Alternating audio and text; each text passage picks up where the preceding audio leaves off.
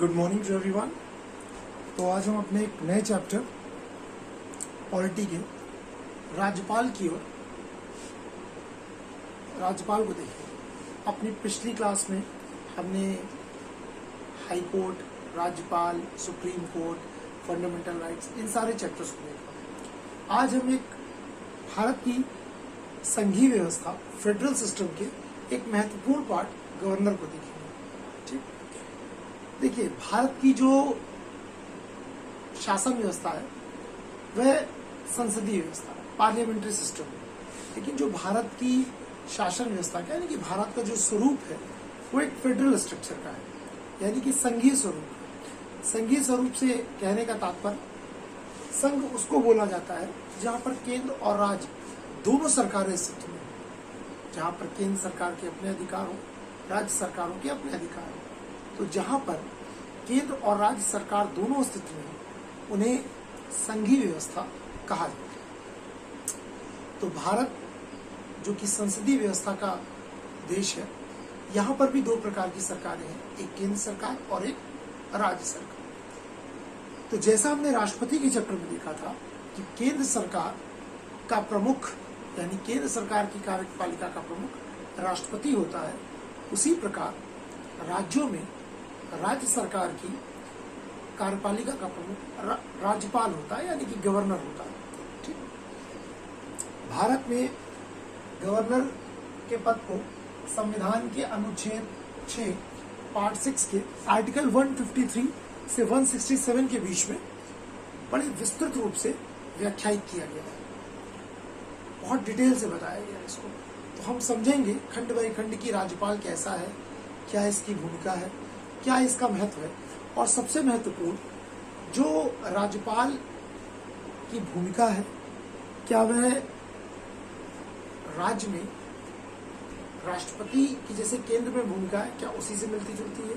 तो थोड़ा सा हम कंपैरेटिव स्टडी करते हुए चलेंगे, तुलनात्मक अध्ययन, क्योंकि जब आप तुलनात्मक अध्ययन करते हुए पढ़ते हैं तो आपको चीजें ज्यादा क्लियर होती है। मैं हर बार अपनी क्लास में बोलता हूँ कि आप हमेशा कंपैरेटिव स्टडी करते हुए चलिए। तो आज की क्लास को जब हम गवर्नर को देखेंगे तो हम जरूर राष्ट्रपति की अपनी क्लास को ध्यान में रखेंगे।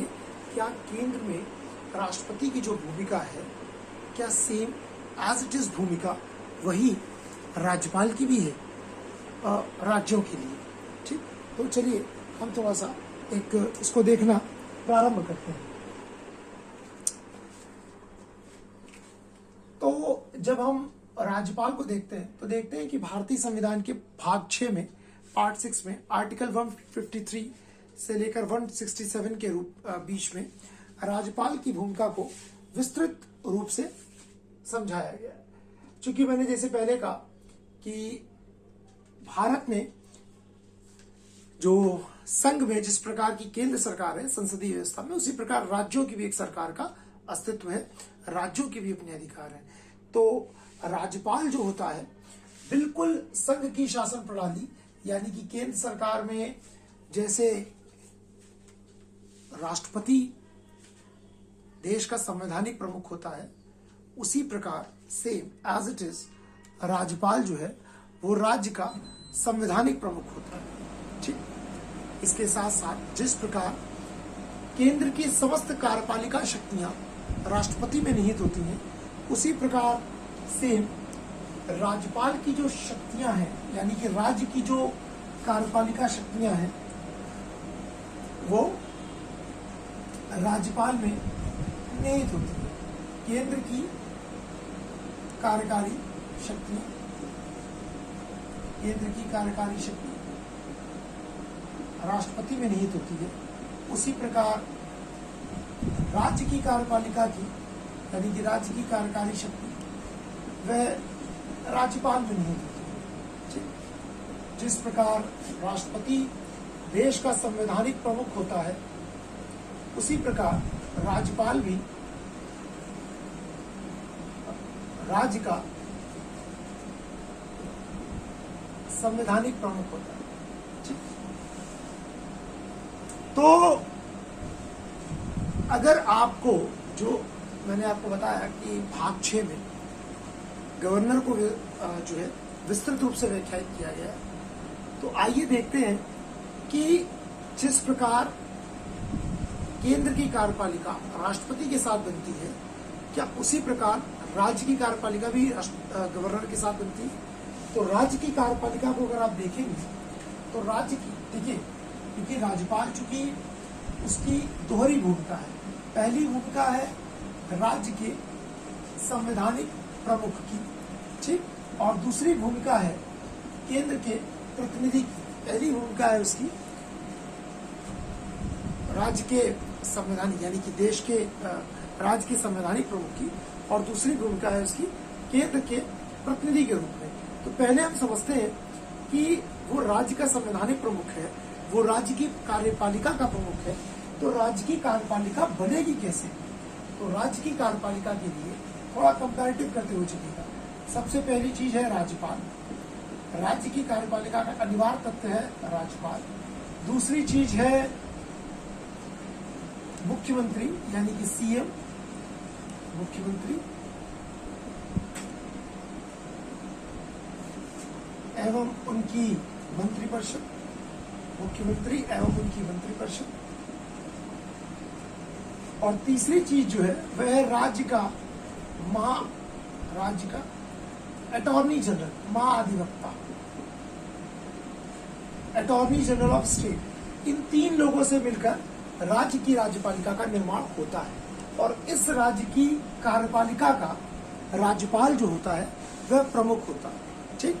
अर्थात जिस प्रकार केंद्र की कार्यपालिका के यानी केंद्र की सरकार के समस्त कार्य राष्ट्रपति के नाम पर होते हैं, उसी प्रकार राज्य की कार्यपालिका के समस्त कार्य राज्यपाल के नाम पर होते हैं। तो हम कंपैरेटिव करते चलिएगा कि केंद्र में क्या जो भूमिका राष्ट्रपति की है, कुछ आपको वैसी ही भूमिका राज्यपाल की राज्यों में भी देखने को मिलेगी। तो जिस प्रकार केंद्र की कार्यपालिका की समस्त शक्तियां राष्ट्रपति में निहित होती हैं, उसी प्रकार राज्य की और समस्त कार्यपालिका शक्तियां राज्यपाल में निहित होती हैं। जिस प्रकार केंद्र में राज्यपाल को सहायता देने के लिए राष्ट्रपति को सहायता देने के लिए एक मंत्रिपरिषद होती है ना, उसी प्रकार से राज्य में राज्यपाल को सहायता देने के लिए एक मुख्यमंत्री एवं उनकी मंत्रिपरिषद होती है, ठीक। और जिस प्रकार केंद्र में राष्ट्रपति मंत्रिपरिषद की सलाह से कार्य करते हैं, उसी प्रकार राज्यों में राज्यपाल भी मुख्यमंत्री एवं उनकी मंत्रिपरिषद की सलाह से कार्य करते हैं। अर्थात जैसे केंद्र में राष्ट्रपति में समस्त कार्यपालिका शक्तियां निहित हैं, परंतु इनका प्रयोग वह स्वयं अपने द्वारा अथवा अपने अधीनस्थों के द्वारा करेगा। तो वहां पर अधीनस्थों की बात होती थी, मतलब प्रधानमंत्री और उनकी मंत्रिपरिषद।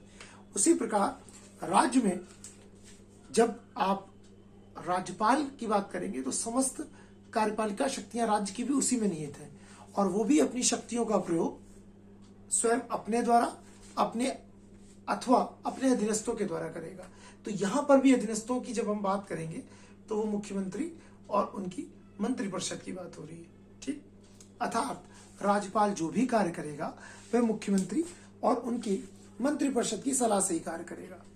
जिस प्रकार केंद्र में मंत्रिपरिषद लोकसभा के प्रति उत्तरदायी होती है, उसी प्रकार राज्य में जो हमारी राज्य की मंत्रिपरिषद है वो सामूहिक रूप से विधानसभा के प्रति उत्तरदायी होती है, ठीक। तो अब हम थोड़ा आगे बढ़ते हैं संविधान के भाग 6 में। तो ये तो हमने देखा कि राज्यपाल जो है राज्य की कार्यपालिका का प्रमुख होता है, राज्यपाल राज्य का संवैधानिक प्रमुख होता है, जिस प्रकार राष्ट्रपति केंद्र का होता है। जिस प्रकार राष्ट्रपति में समस्त कार्यपालिका शक्तियां केंद्र सरकार की निहित होती हैं, उसी प्रकार संघीय व्यवस्था में फेडरल स्ट्रक्चर में जो समस्त शक्तियां हैं वह राज्य की वो राज्यपाल में निहित होती हैं।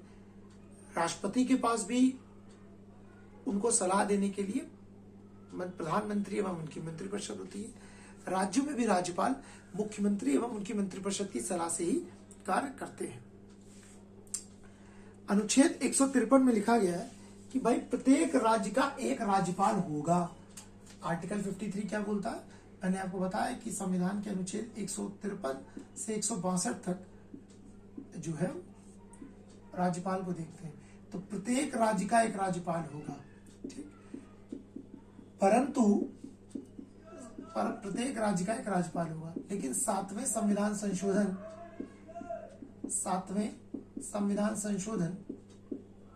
1956 के द्वारा एक क्लॉज जोड़ा गया कि आवश्यकता पड़ने पर एक राज्यपाल जो है, यानी कि किसी एक ही व्यक्ति को 2 या 2 से अधिक राज्यों का भी राज्यपाल नियुक्त किया जा सकता है।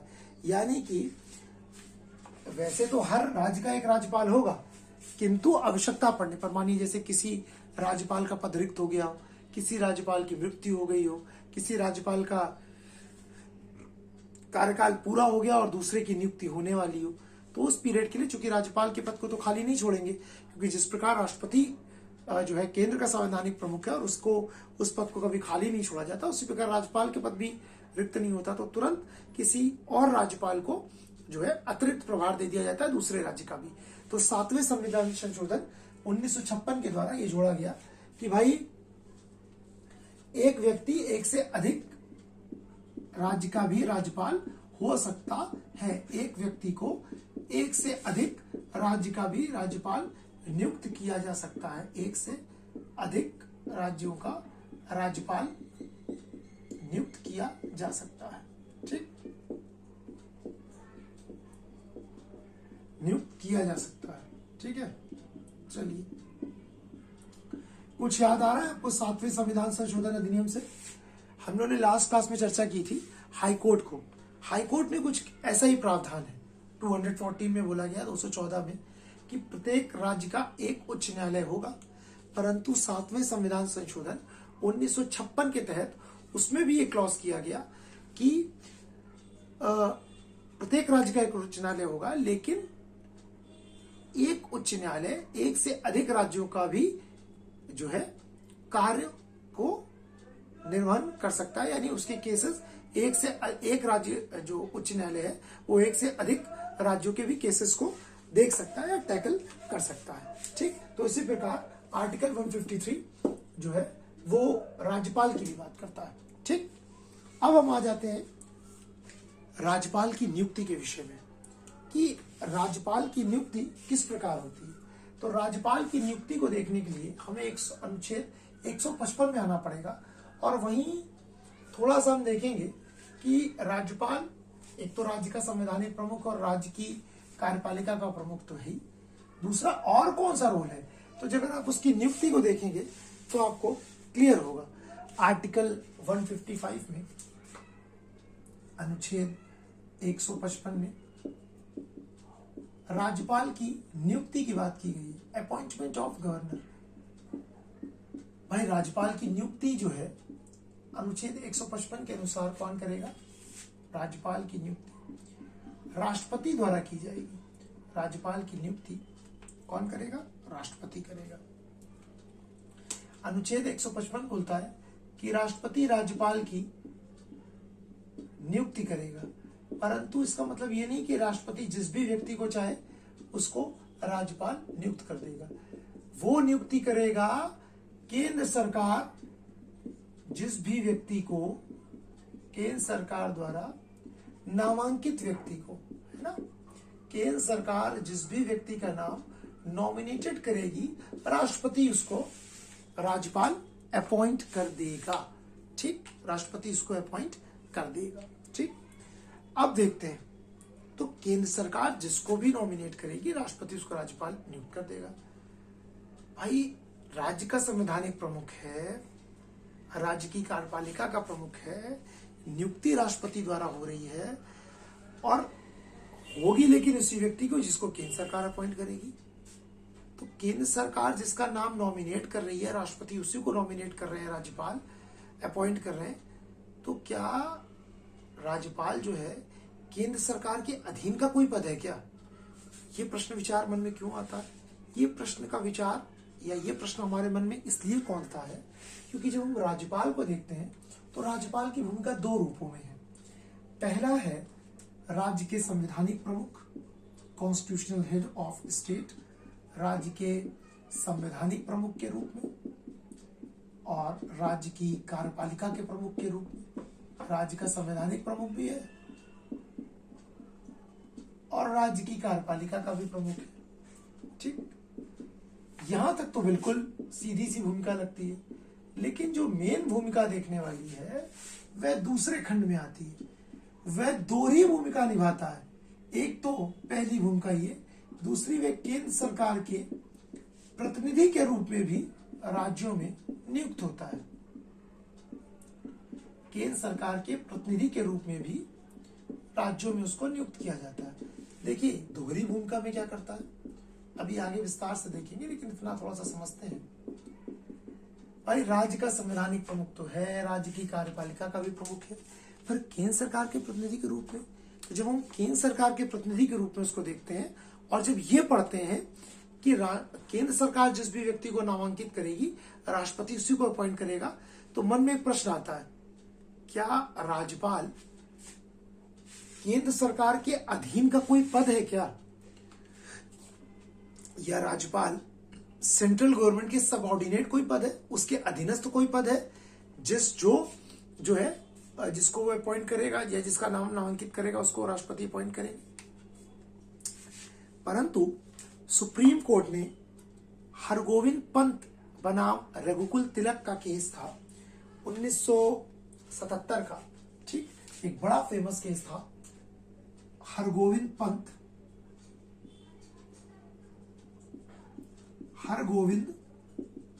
बनाम रघुकुल तिलक। सुप्रीम कोर्ट ने इस केस में जजमेंट दिया कि भाई ऐसा है, ठीक है कि राष्ट्रपति किसी व्यक्ति का नाम नामांकित करते हैं, अपॉइंट करते हैं, सलाह देते हैं और राष्ट्रपति इसको नियुक्त कर देते हैं। इसका मतलब ये नहीं है कि राज्यपाल का जो पद है वो केंद्र सरकार के अधीन है। हाँ, वो केंद्र सरकार के प्रतिनिधि के रूप में राज्यों में नियुक्त होता है और उसकी भी भूमिका निभाता है।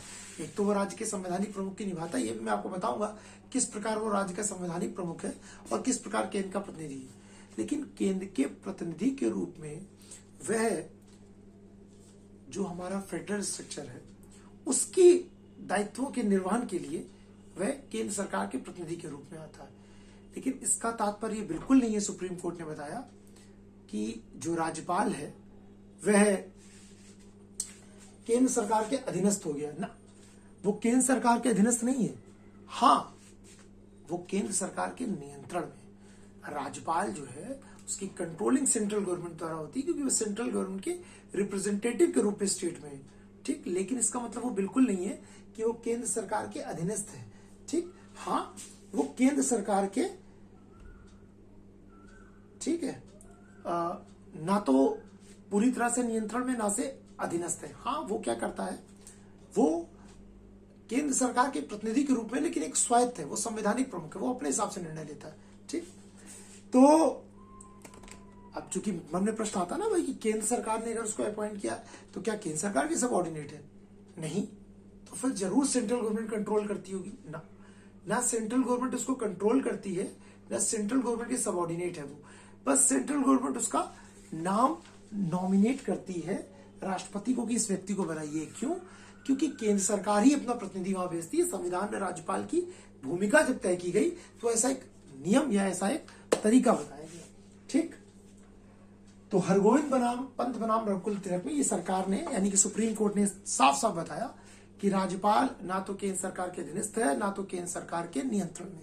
तो भाई फिर क्या है राज्यपाल, क्या उसकी भूमिका है? तो ये दो और भूमिकाओं को देखा हमने, तो हम आगे समझते हैं। तो लेकिन जब राज्यपाल का पद एक्चुअली जब बन रहा था तो बहुत चर्चा और परिचर्चाएं हुई इस विषय पर, क्योंकि चूंकि बड़ी मेन विषय वस्तु का ये पद है। तो वहां पर चर्चा ये हुई कि भाई क्या ये जो राज्यपाल का पद है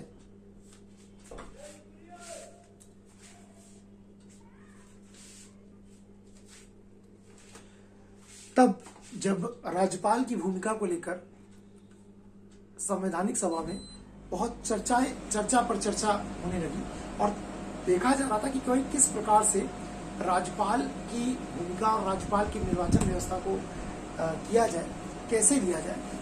तो देखा गया कि भाई देखिए, भारत में जो संसदीय व्यवस्था है वो तो ब्रिटेन से मिलती जुलती है, हमारा जो पार्लियामेंट्री सिस्टम है। परंतु ब्रिटेन जो है वो फेडरल ना होकर यूनिटरी सिस्टम वाला है, यानी वहां पर एक ही प्रकार की सरकार है, केंद्र सरकार।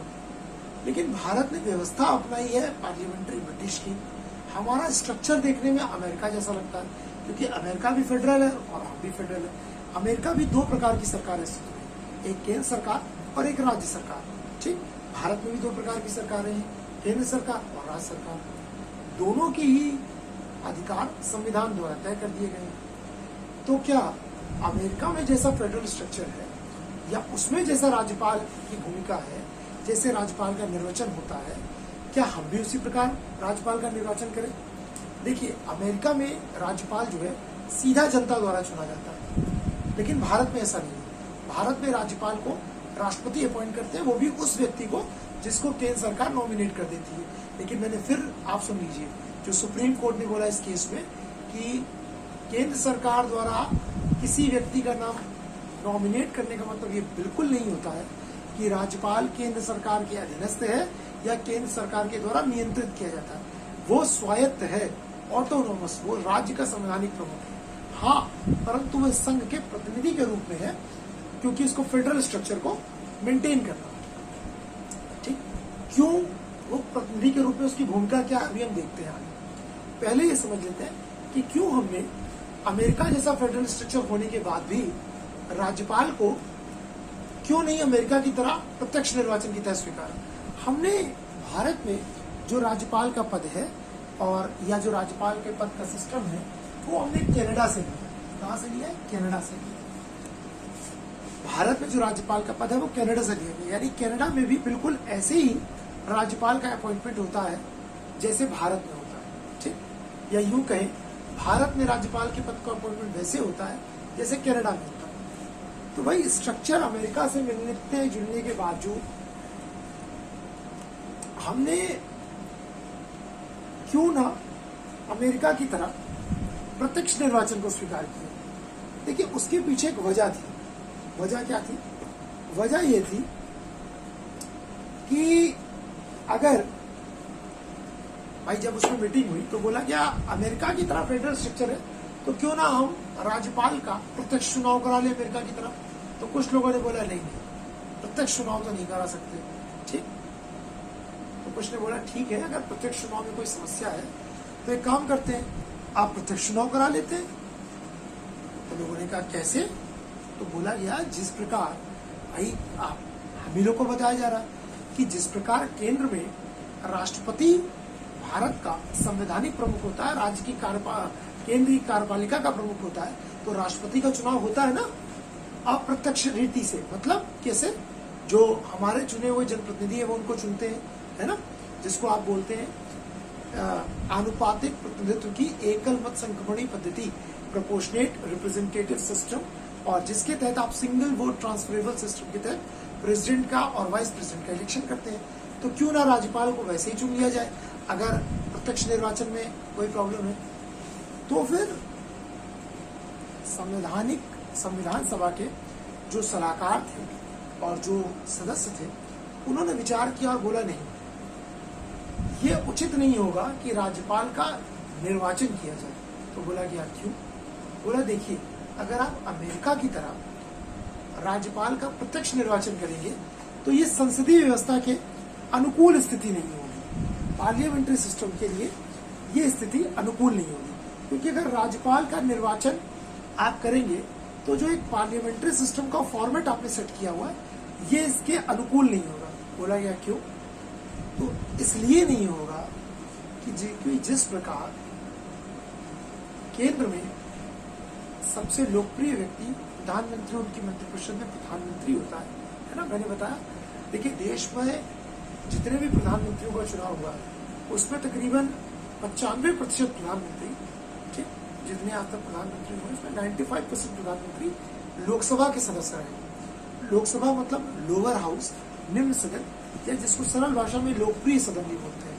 अक्सर जो लोकसभा के चुनाव होते हैं वो एक तरह से प्रधानमंत्री के चुनाव में तब्दील हो जाते हैं जब देश में वोटिंग हो रही होती है। ठीक, जनता अपने सांसदों को भी इस उससे चुनने जाती है कि हम किसको अपना प्रधानमंत्री बनाना चाहते हैं। क्या वो उसी दल से संबंधित है जिस दल के हम व्यक्ति को प्रधानमंत्री चुनना चाहते हैं। ठीक, तो जिस प्रकार देश का सबसे लोकप्रिय व्यक्ति प्रधानमंत्री होता है, उसी प्रकार राज्य का सबसे लोकप्रिय व्यक्ति मुख्यमंत्री होता है। ठीक, तो अगर आपने राज्यपाल का चुनाव करा लिया जनता के द्वारा, जैसे अमेरिका में होता है, तो राज्यपाल को भी इस राज्य की जनता चुनेगी और मुख्यमंत्री को भी इस राज्य की जनता चुन रही है।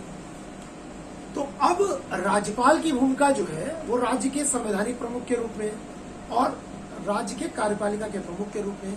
लेकिन आपने जिसकी भूमिका एक सिर्फ संवैधानिक प्रमुख की है, जैसे केंद्र में राष्ट्रपति की है, ना कि वास्तविक प्रमुख की। हमने पढ़ा था ना राष्ट्रपति में, केंद्र में राष्ट्रपति की भूमिका संवैधानिक प्रमुख की है, ना कि वास्तविक प्रमुख की। उसी प्रकार राज्यों में भी राज्यपाल की भूमिका संवैधानिक प्रमुख की है, ना कि वास्तविक प्रमुख की। जिस प्रकार केंद्र में वास्तविक प्रमुख प्रधानमंत्री होता है, उसी प्रकार राज्यों में वास्तविक प्रमुख मुख्यमंत्री होता है।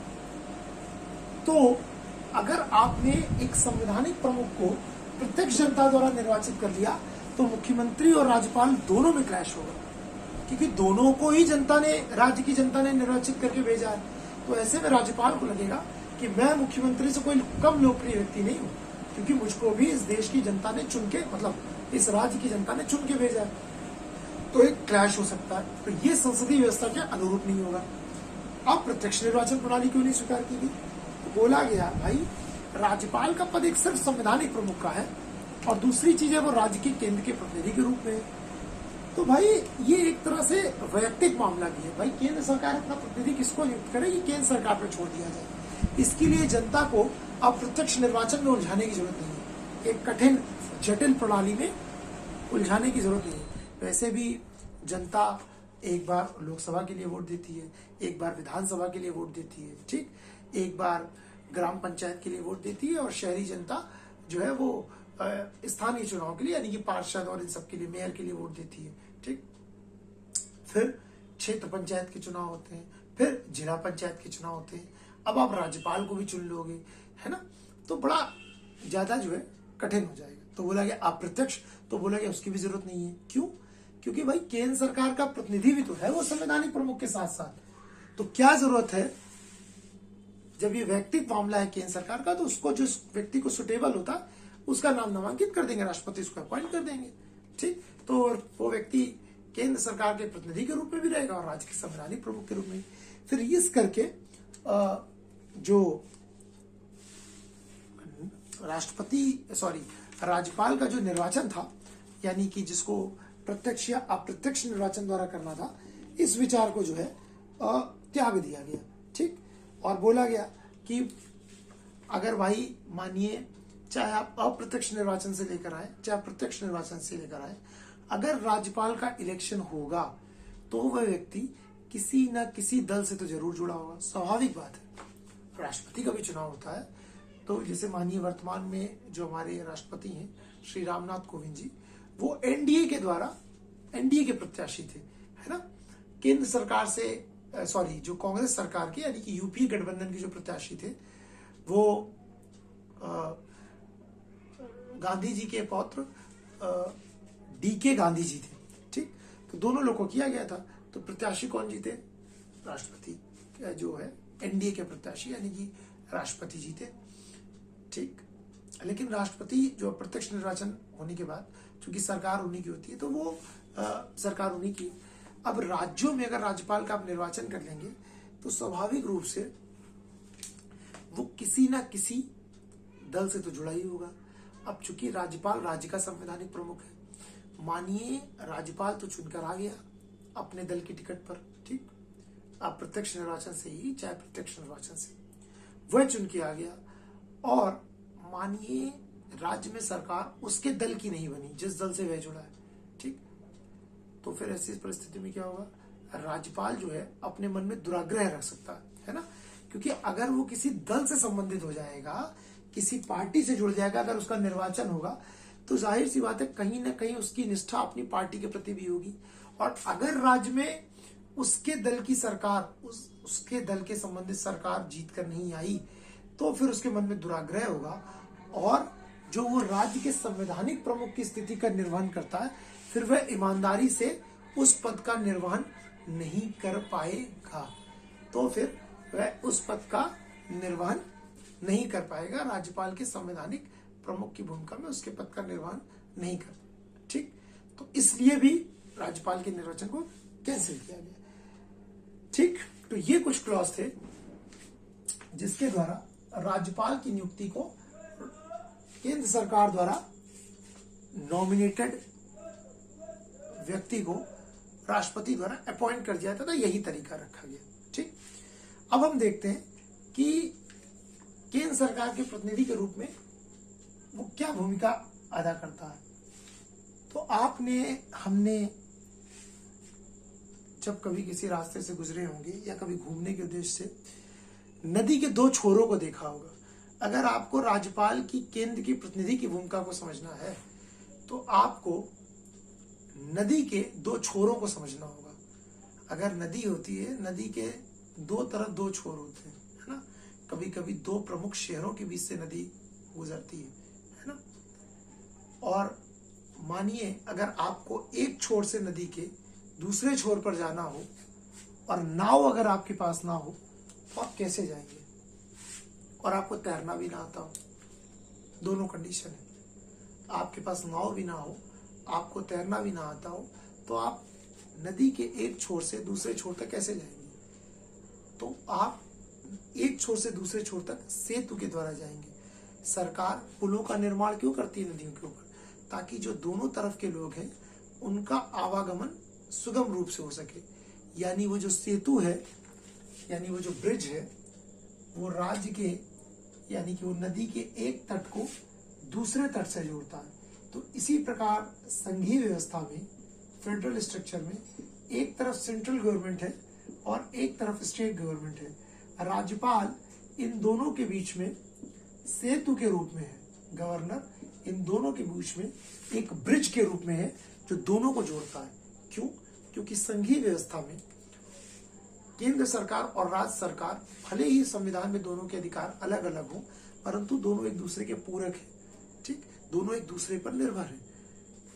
तो केंद्र सरकार राज्यों में अपने राज्यपाल को अपॉइंट इसीलिए करती है कि वो देखे कि राज्य सरकारें किसी भी प्रकार संघीय ढांचे को कोई क्षति तो नहीं पहुंचा रही है, कोई तोड़ तो नहीं रही है, या फिर संविधान का पालन हो रहा है या नहीं हो रहा है। तो वो दो भूमिकाएं निभाता है। एक तो राज्य की कार्यपालिका का प्रमुख होता है, दूसरा वो ये भी देखता है कि राज्यों में संविधान के अनुरूप शासन व्यवस्था चल रही है नहीं चल रही है, संघीय ढांचे को बरकरार रखा गया नहीं रखा गया। ठीक, इसीलिए राज्यपाल जो है दोहरी भूमिका में होते हैं। कैसे होती है इस दोहरी भूमिका का क्या इम्पैक्ट पड़ता है, क्या हुआ है, वो सारा अभी आगे देखेंगे। पहले उससे जुड़ी कुछ बेसिक चीजों को देख लेते हैं।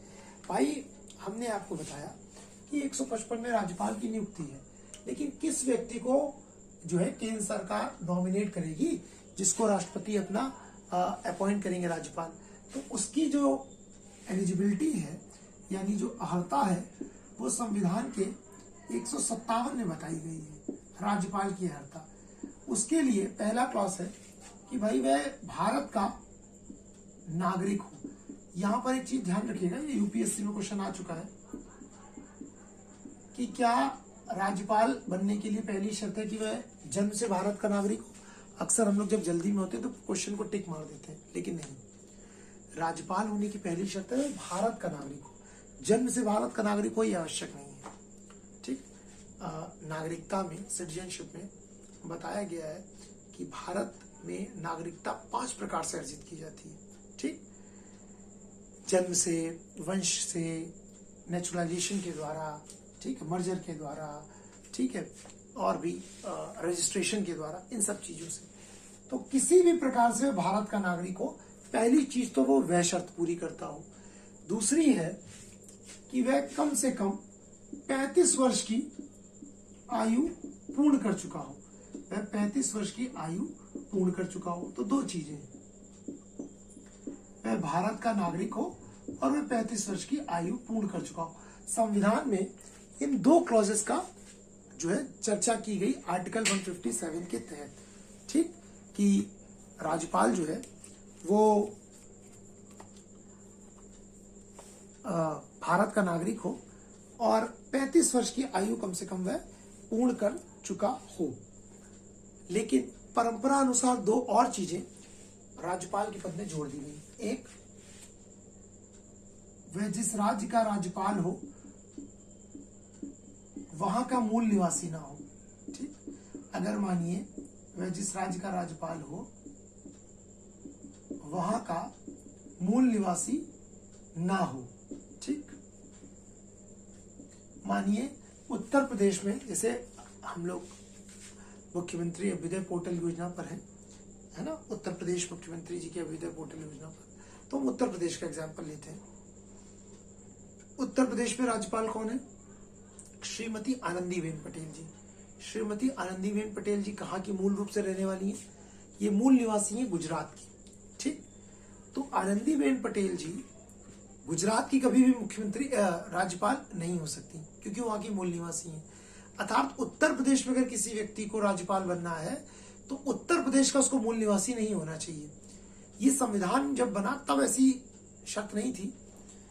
ये राज्यपाल की जब भूमिका विवादों में आने लगी, और राज्यपाल की भूमिका क्यों विवादों में आई ये भी हम आगे देखेंगे, तब परंपरा अनुसार एक शर्त को जोड़ा गया कि भाई राज्यपाल जो होगा वो उस राज्य का मूल निवासी नहीं होना चाहिए, वो कोई बाहरी व्यक्ति ही होना चाहिए। ठीक, क्यों? ठीक, क्योंकि अगर वो उस राज्य का मूल निवासी होगा, भाई अगर राज्यपाल राज्य का मूल निवासी होगा तो जाहिर सी बात है वो उस राज्य की पॉलिटिक्स से जुड़ा होगा, और अगर राज्य की पॉलिटिक्स से जुड़ा होगा तो फिर वो चीजों को जो है वो क्या कर सकता है, प्रभावित कर सकता है ना, क्योंकि राजनीति से जुड़ेगा तो इंटरेस्ट लेगा। अब अगर वो उस राज्य की राजनीति से नहीं जुड़ा है तो वो उससे दूर रहेगा। ठीक, वो उस राज्य का मूल निवासी नहीं है तो वो वहां की राजनीति से दूर रहेगा। अगर वो व्यक्ति उस राज्य का मूल निवासी है तो जरूर कुछ ना कुछ प्लानिंग प्लॉटिंग करेगा कि भाई किस तरह से मुख्यमंत्री को, यानी कि अपनी ही सरकार को कमजोर कर दे, क्योंकि राज्य की कार्यपालिका प्रमुख तो वही है। तो इस प्रकार से राज्यपाल का पद जो है अपने कर्तव्यों का सही निर्वहन नहीं कर पाएगा। इसको बाद में जोड़ा गया क्योंकि अपवाद स्वरूप दो लोगों को जो है उस राज्य का राज्यपाल बनाया गया जहां के वह मूल निवासी थे। ठीक, और एक शर्त और जोड़ी गई कि भाई जिस भी व्यक्ति को जिस राज्य का राज्यपाल नियुक्त किया जाएगा उस राज्य के सीएम से, यानी कि मुख्यमंत्री से, उस राज्य के सीएम से परामर्श जरूर करना चाहिए। सीएम से परामर्श किया जाए, पर जनरली ऐसा किया नहीं जाता है। ये वाला तो अब मानने लग गए, अपवाद स्वरूप दो ही थे, इसका पालन एक्चुअली होता नहीं है। पालन एक्चुअली इन तीन चीजों का होता है। वो भारत का नागरिक होता है, 35 वर्ष की आयु पूर्ण कर चुका होता है, और राज्य वह उस राज्य का मूल निवासी नहीं होता है जिस राज्य का उसको राज्यपाल नियुक्त किया जाता है।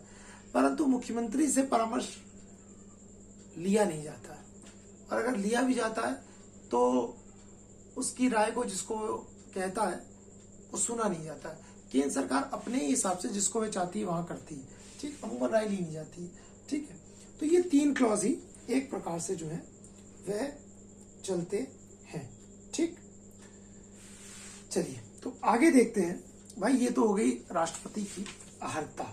ठीक, अब देखते हैं कि राज्यपाल का, राष्ट्रपति बोल जा रहा हूं, राज्यपाल की अहर्ता कि कौन कौन सा व्यक्ति बन सकता है। वो भारत का नागरिक हो, 35 वर्ष की आयु पूर्ण कर चुका हो, उस राज्य के जिस राज्य में उसकी राज्यपाल के रूप में नियुक्ति हो वहां का मूल निवासी ना हो, वहां का मूल निवासी, उस राज्य का मूल निवासी ना हो।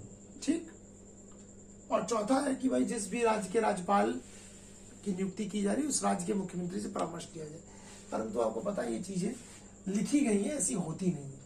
अब देखते हैं कि राज्यपाल का कार्यकाल कितना होता है, टेन्योर क्या है। तो राज्यपाल के कार्यकाल की चर्चा संविधान के अनुच्छेद 156 में की गई है।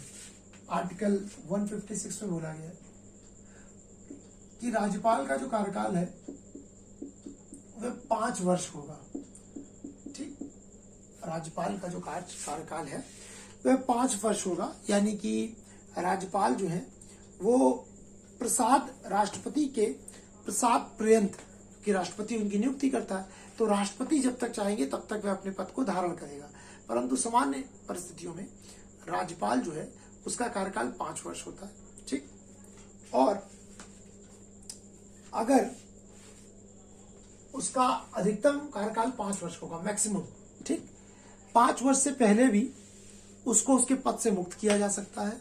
ठीक, उसका कहीं ट्रांसफर किया जा सकता है, वह स्वेच्छा से अपना पद त्याग सकता है राष्ट्रपति को देकर, ये सारी स्थितियां भी होती है। लेकिन अगर ऐसी कोई परिस्थिति नहीं होती है तो राज्यपाल 5 वर्ष का अपना कार्यकाल पूर्ण करता है। ठीक, यानी कि उसका 5 साल का कार्यकाल होता है। एक व्यक्ति को, यानी कि एक जो राज्यपाल होता है उसको 5 वर्ष, यानी कि जो उसका एक कार्यकाल 5 वर्ष का होता है, उससे ज्यादा के लिए भी अपॉइंट किया जा सकता है। ठीक, उसको जो है ज्यादा के लिए भी अपॉइंट किया जा सकता है, यानी कि वो दोबारा भी 5 साल के कार्यकाल के लिए अपॉइंट किया जा सकता है। ठीक, दूसरी चीज वह ये है कि भाई जो मैंने बताया 7वें संविधान संशोधन 1956 के तहत एक व्यक्ति एक से अधिक राज्यों का भी राज्यपाल हो सकता है ना। यानी मानिए कोई व्यक्ति उत्तर प्रदेश का राज्यपाल है और मध्य प्रदेश के राज्यपाल की आकस्मिक मृत्यु हो गई हो, पद खाली हो गया हो, उनका ट्रांसफर हो गया हो, ठीक, बचे हुए कार्यकाल के लिए। अच्छा, जब ट्रांसफर होगा तो इसका मतलब ये नहीं कि जहां पर जो, मानिए उत्तर प्रदेश में के जो राज्यपाल हैं इस समय, जो वर्तमान राज्यपाल हैं श्रीमती आनंदीबेन पटेल जी, मानिए उन्होंने जैसे 3 वर्ष का कार्यकाल अपना पूरा कर लिया, ठीक, 2 वर्ष का बचा है और 2 वर्ष पहले उनका ट्रांसफर किसी और राज्य में कर दिया जाए राज्यपाल बना के, तो इसका मतलब ये नहीं कि वो वहां पर भी 5 साल से कार्यभार चालू करेंगी। फिर जो उनका 2 साल का कार्यभार बचा हुआ है उसी को वो वहां पर कंटिन्यू करेंगी। ठीक, तो कुल मिला के 5 साल का कार्यकाल होगा, लेकिन उनको दोबारा भी अपॉइंट किया जा सकता है अगर केंद्र सरकार चाहे तो। बीच में उसको ट्रांसफर भी किया जा सकता है, उसको उसके पद से, अगर वो अपने दायित्वों का निर्वहन नहीं कर रहा है तो पद से मुक्त भी किया जा सकता है। ठीक, तो ठीक, यहां पर फिर हमने देखा कि जो राज्यपाल का पद है 5 साल का कार्यकाल है और राष्ट्रपति के प्रसाद पर्यंत। लेकिन राष्ट्रपति के प्रसाद पर्यंत सिर्फ कहने को है। ठीक, ऐसा नहीं कि वो राष्ट्रपति की इच्छा पर रहेगा, ना तो उसका टेन्योर फिक्स होता है ना उसका कार्यकाल फिक्स नहीं होता, वो वास्तविक रूप से केंद्र सरकार की मर्जी पर होता है। क्योंकि जो उसकी दूसरी चीज है अपॉइंटमेंट, नॉमिनेट कौन करवा रहा है, नाम तो वही दे रहा है, राष्ट्रपति उसको नॉमिनेट कर रहे हैं। तो केंद्र सरकार जब भी चाहती है राष्ट्रपति राज्यपाल को ये बोल सकती है कि आपने पद से त्याग पत्र दीजिए। अच्छा, चूंकि वो एक ऑटोनॉमस पर्सन है लेकिन वो केंद्र सरकार के प्रतिनिधि के रूप में भी है। ठीक, तभी अक्सर आपने देखा होगा जब सरकारें बदलती हैं, जब भी सरकार चेंज होती है तो सबसे पहले राज्यपालों का ट्रांसफर होता है। ठीक, राज्यपाल बदले जाते हैं। ठीक, राज्यपाल बदले जाते हैं। क्यों राज्यपाल क्यों बदले जाते हैं वो भी हम आगे देखेंगे। पहले हम ये देखते हैं कि भाई राज्यपाल की शक्तियां और कार्य क्या क्या है। ठीक, तो जिस प्रकार राष्ट्रपति की शक्तियां हैं उसी प्रकार राज्यपाल को भी शक्तियां प्राप्त है, क्योंकि राज्यपाल राज्य का संवैधानिक प्रमुख है। तो जिस प्रकार राष्ट्रपति देश के संवैधानिक प्रमुख है उसी प्रकार राज्यपाल राज्य के संवैधानिक प्रमुख है। जिस प्रकार राष्ट्रपति कार्यपालिका की समस्त शक्तियां उसमें निहित है, उनके पास भी सारी पावर है, तो राज्य का संवैधानिक प्रमुख होने के नाते राज्यपाल के पास भी कई प्रकार की शक्तियां हैं। तो उसके पास भी कार्यकारी शक्तियां हैं, एग्जीक्यूटिव पावर्स। राज्यपाल के पास कार्यकारी शक्ति है, ठीक, एग्जीक्यूटिव पावर्स है।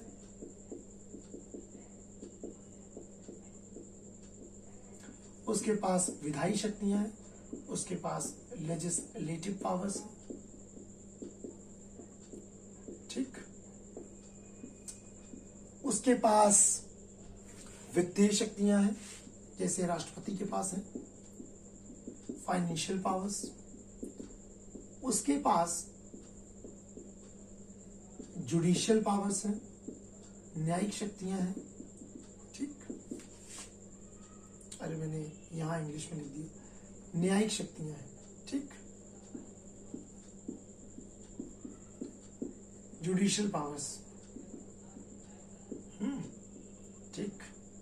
उसके पास भी अपनी विवेकीय शक्तियां हैं, ठीक। डिस्क्रिशनरी पावर्स, ठीक, डिस्क्रिशनरी।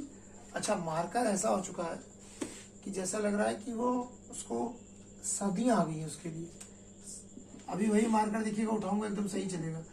अगर मैंने आपसे बोलते बोलते कुछ क्षणों के लिए अगर मैंने मार्कर को खुला रख दिया तो ऐसा लगता है उसको जो है कोरोना या ब्लैक फंगस या येलो फंगस या व्हाइट फंगस हो जाता है, ठीक, सर्दी लग जाती है उसको। तो इतनी प्रकार की पावर्स हैं, कार्यकारी शक्तियां, विधायी शक्तियां, वित्तीय शक्तियां, न्यायिक शक्तियां और विवेकीय शक्तियां। तो राज्यपाल की भूमिका को समझने से पहले राज्यपाल की शक्तियां देखते हैं कि राज्यपाल के पास कौन कौन सी शक्तियां हैं, क्योंकि जब आप किसी व्यक्ति की शक्तियां और उसके कार्य को जानते हैं तब आप उसकी भूमिका का मूल्यांकन करने में ज्यादा आसान होते हैं कि ये व्यक्ति अपनी शक्तियों का, भाई किसी व्यक्ति का मूल्यांकन कैसे होता है? उसकी शक्तियों से, उसके पद से। अगर व्यक्ति शक्तिशाली है, अगर व्यक्ति के पास इतनी सारी प्रकार के पद हैं, तो किस प्रकार अपनी शक्तियों का वह, यानी अपनी पावर्स का वह प्रयोग करेगा, ठीक।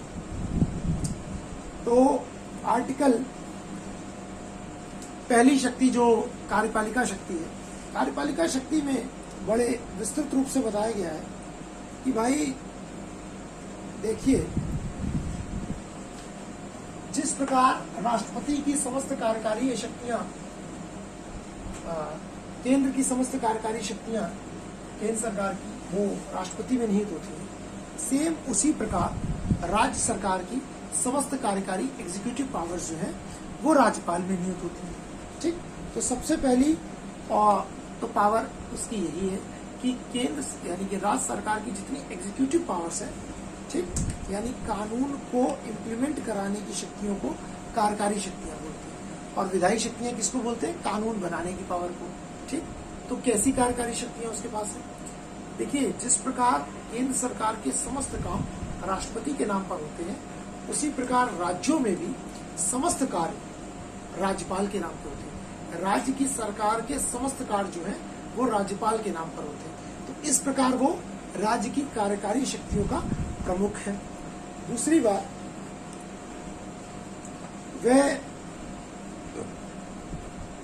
मुख्यमंत्री और अन्य मंत्रियों को नियुक्त करता है, तो इस प्रकार से वो एग्जीक्यूटिव उसमें आता है। वहां पर भी, केंद्र में भी राष्ट्रपति जो है वो प्रधानमंत्री और उनकी मंत्रिपरिषद को नियुक्त करता है।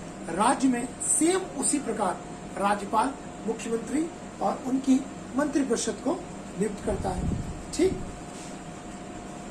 कुछ राज्य जो जनजाति वाले राज्य हैं, जैसे छत्तीसगढ़, झारखंड, मध्य प्रदेश, उड़ीसा, यहाँ पर तो राज्यपाल ही जनजाति कल्याण मंत्री की नियुक्ति करेगा, ये उसके पास पावर है। देखिए, यहाँ पर इस जगह राज्यपाल राष्ट्रपति से भी ज्यादा पावरफुल हो गया। राष्ट्रपति अपनी इच्छा से किसी मंत्री को नियुक्त नहीं कर सकता।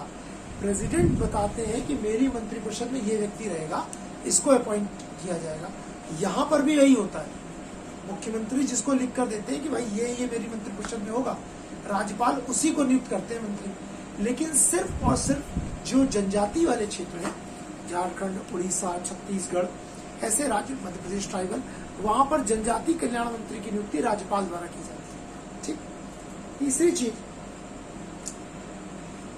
राज्यपाल राज्य के एडवोकेट जनरल यानी महाधिवक्ता को नियुक्त करता है, उसकी सैलरी को तय करता है कि उसका पारिश्रमिक कितना होगा, और एडवोकेट जनरल, अटॉर्नी जनरल का पद जो है वो भी जो है स्टेट के जो महाधिवक्ता का पद है, ठीक, एडवोकेट जनरल का, वो भी राज्यपाल के प्रसाद पर्यंत होता है, यानी कि कितना कार्यकाल होगा वो राज्यपाल की इच्छा पर निर्भर करता है।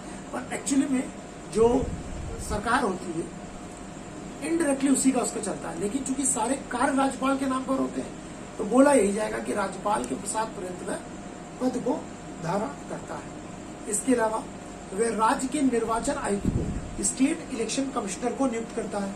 आपको पता है कि केंद्र में भी जो इलेक्शन कमीशन है, ठीक, वो राज्य विधानसभाओं के चुनाव लोकसभा और राज्यसभा यानी संसद के चुनाव, राज्य विधानमंडल के चुनाव, राष्ट्रपति और उपराष्ट्रपति, कुल मिला के 6 चुनाव को कंडक्ट कराता है। और जो राज्य का इलेक्शन कमीशन होता है, राज्य चुनाव आयोग, जिसका प्रमुख राज्य निर्वाचन आयुक्त होता है, जिसकी नियुक्ति राज्यपाल करता है, उस स्टेट इलेक्शन कमीशन का काम है ग्राम पंचायतों के चुनाव कराना और अर्बन लोकल बॉडीज के, शहरी निकायों के चुनाव, यानी कि सरल भाषा में स्थानीय निकायों के चुनाव का संपन्न कराना। तो जो राज्य चुनाव आयोग का राज्य निर्वाचन आयुक्त होता है, स्टेट इलेक्शन कमिश्नर, उसकी नियुक्ति भी राज्यपाल द्वारा की जाती है। राज्यपाल ही राज्य लोक सेवा आयोग के अध्यक्ष को, उनके सदस्यों को नियुक्त करता है, ठीक। लेकिन राज्यपाल इन लोकसभा आयोग के अध्यक्ष और सदस्यों को हटा नहीं सकता। अपॉइंट राज्यपाल करेगा, लेकिन हटाएंगे हमेशा राष्ट्रपति, ठीक। और राज्यपाल के नाम पर ही जितनी भी राज्य सरकार की नियुक्तियां होती हैं वो राज्यपाल के नाम पर ही होती है। जैसे मैंने आपको बताया था कि केंद्र सरकार में कोई भी नियुक्ति होती है वो राष्ट्रपति के ही बिहाफ पर होती है, उसी प्रकार राज्यों में जो भी नियुक्ति राज्य की सरकार की, यानी राज्य सरकार जो भी राज्य सरकार की नौकरी है, उसमें जो भी अपॉइंटमेंट होता है वो एक प्रकार से राज्यपाल के ही बिहाफ पर किया जाता है, ठीक। दूसरा, वह मुख्यमंत्री से प्रशासनिक प्रस्ताव या विधायी प्रस्ताव की जानकारी प्राप्त कर सकता है। तो ये उसकी एग्जीक्यूटिव पावर है। क्यों जानकारी प्राप्त कर सकता है? वहां पर भी देखिए, मैंने आपको बताया था कि प्रधानमंत्री स्वयं राष्ट्रपति को मंत्रिपरिषद की समस्त कार्यों की जानकारी देते हैं। यहाँ पर भी ऐसे ही होता है कि जो राज्यपाल होते हैं वो मुख्यमंत्री से उनके प्रशासनिक कार्यों और विधायी जो भी उनकी पॉलिसीज है उनकी जानकारी ले सकते हैं, ठीक। और अगर केंद्र की तरह यहाँ पर भी अगर राज्य की मंत्रिपरिषद में किसी मंत्री ने कोई निर्णय लिया हो और मंत्रिपरिषद ने उस पर संज्ञान न लिया हो, तो राज्यपाल मुख्यमंत्री से उस मामले पर विचार करने की मांग कर सकता है। क्यों कर सकता है? भाई मानिए किसी मंत्री ने किसी चीज का निर्णय लिया पर मंत्रिपरिषद उसकी उस बात को सुन ही नहीं रही है, तो वहां पर राज्यपाल जो है मुख्यमंत्री से बोल सकता है कि भाई ऐसा है, इस मैटर को आप लुक फॉरवर्ड करिए। वहां पर मुख्यमंत्री ये नहीं कह सकता कि आप क्यों हमारे कार्य में हस्तक्षेप कर रहे हैं। वो कह सकता है, क्यों? क्योंकि राज्यपाल कार्यपालिका का प्रमुख है और इसकी कार्यकारी शक्ति है। तो इस प्रकार से राज्यपाल की जो है वह ये कुछ कार्यकारी शक्ति है। इसके अलावा कुछ और भी है। जितने भी राज्य में विश्वविद्यालय हैं उनके कुलपतियों और कुलाधिपतियों, मतलब चांसलर और वाइस चांसलर्स को का अपॉइंटमेंट जो है, यानी जो यूनिवर्सिटीज के कुलपति होते हैं उनका अपॉइंटमेंट, वाइस चांसलर्स का अपॉइंटमेंट जो है वो राज्यपाल द्वारा ही किया जाता है, ठीक। तो इस प्रकार से ये आपके समक्ष जो है कुछ राज्यपाल की मैंने आपको कार्यकारी शक्तियां बताई। अब हम कुछ राज्यपाल की सेकंड विधायी पावर्स पे आएंगे। और विधायी पावर्स कैसा? जैसे मैंने बताया कि चूंकि जिस प्रकार राष्ट्रपति संसद का एक प्रमुख अंग होता है, उसी प्रकार राज्यपाल जो है वो राज्य विधानमंडल का अंग होता है। जिस प्रकार संसद द्वारा पारित कोई विधेयक बिना राष्ट्रपति के हस्ताक्षर के कानून नहीं बन सकता, उसी प्रकार राज्य विधानमंडल द्वारा पारित कोई विधेयक बिना राज्यपाल के हस्ताक्षर के कानून नहीं बन सकता। तो राज्यपाल जब किसी राज्य विधानमंडल द्वारा पारित विधेयक पर हस्ताक्षर करता है तभी वह कानून बनता है। इस प्रकार वह विधायी शक्तियों को भी ग्रहण करता है, यानी कानून बनाने की शक्ति भी उसके पास है। दूसरा, वह राज्य विधानमंडल के सत्र को बुला सकता है, आहूत कर सकता है ना। वो राज्य विधानमंडल को विघटित कर सकता है, डिसॉल्व कर सकता है। जिस प्रकार राष्ट्रपति लोकसभा को डिसॉल्व कर सकते हैं, ठीक। क्योंकि वहां पर तो राज्यसभा को डिसॉल्व नहीं कर सकते, राज्यसभा परमानेंट हाउस है। लेकिन यहाँ पर राज्य विधानसभा को जो है राष्ट्रपति राज्य विधानमंडल का, अगर से उत्तर प्रदेश में राज्य विधान परिषद और विधानसभा दोनों है तो दोनों के मतलब ज्वाइंट सेशन को जो है विधानमंडल के सत्र को आहूत करता है। वो विधानसभा को विघटित भी कर सकता है। वो प्रत्येक चुनाव के बाद विधानसभा, जिन राज्यों में विधानसभा है वहां सिर्फ विधानसभा, जहां पर विधानसभा और विधानमंडल दोनों है, उन दोनों के संयुक्त सत्र को संबोधित करता है। ये उसकी विधायी शक्ति है। ठीक, वह उसके हस्ताक्षर के बिना कोई कानून नहीं बनेगा, ये भी उसकी विधायी शक्ति है। वो सत्र को बुला सकता है, राज्य विधानसभा को विघटित कर सकता है, ये भी उसकी विधायी शक्ति है। इसके अलावा अगर विधानसभा के अध्यक्ष और उपाध्यक्ष का पद खाली है तो वो विधानसभा के किसी सदस्य को कार्रवाई सुनिश्चित करने के लिए नियुक्त कर सकता है, ये भी उसकी विधायी शक्तियों में आता है।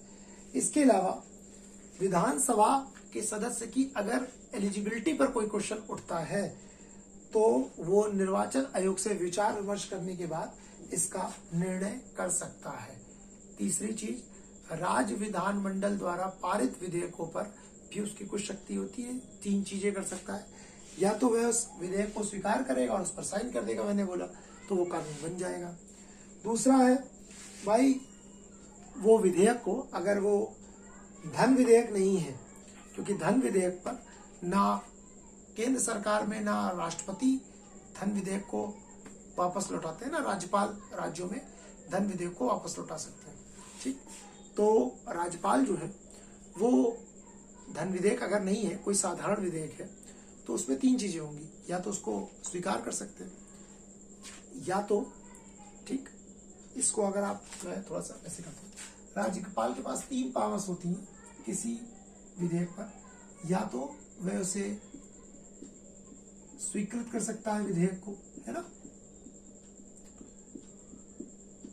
या फिर अगर वह धन विधेयक नहीं है तो उसे मंत्रिमंडल के पास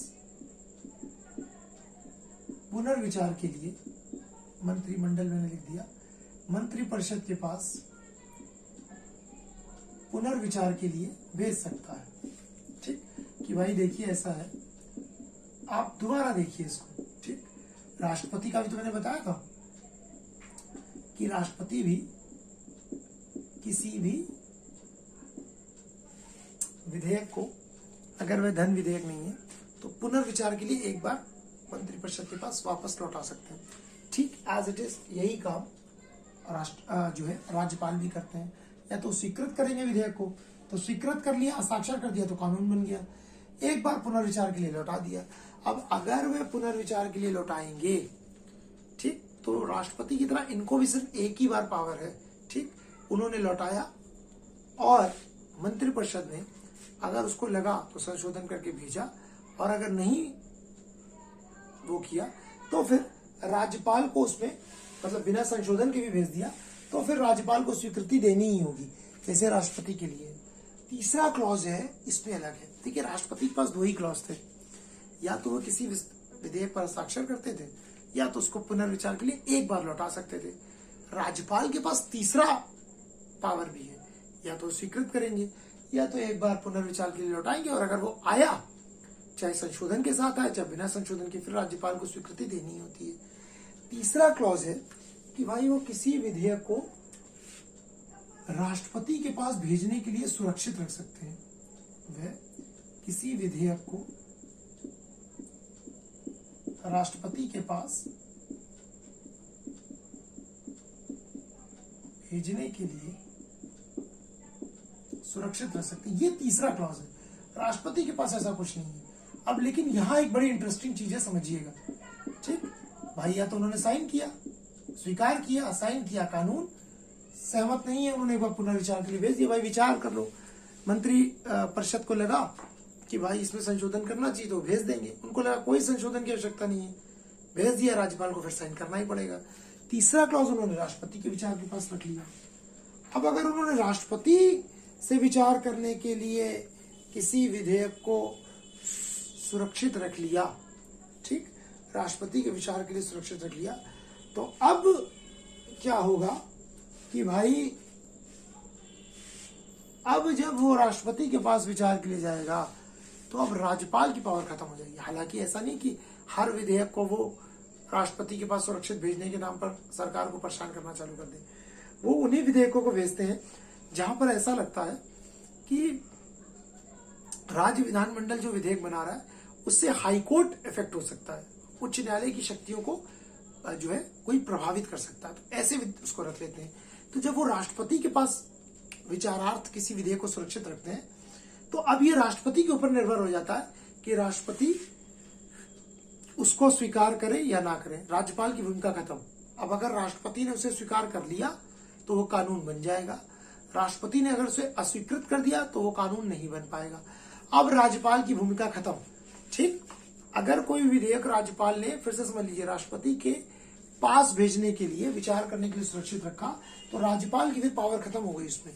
फिर तो भाई वो राष्ट्रपति या तो उस पर स्वीकृत करेंगे तो कानून बनेगा, या तो नहीं करेंगे तो लैंड एंड वर्ड हो जाएगा।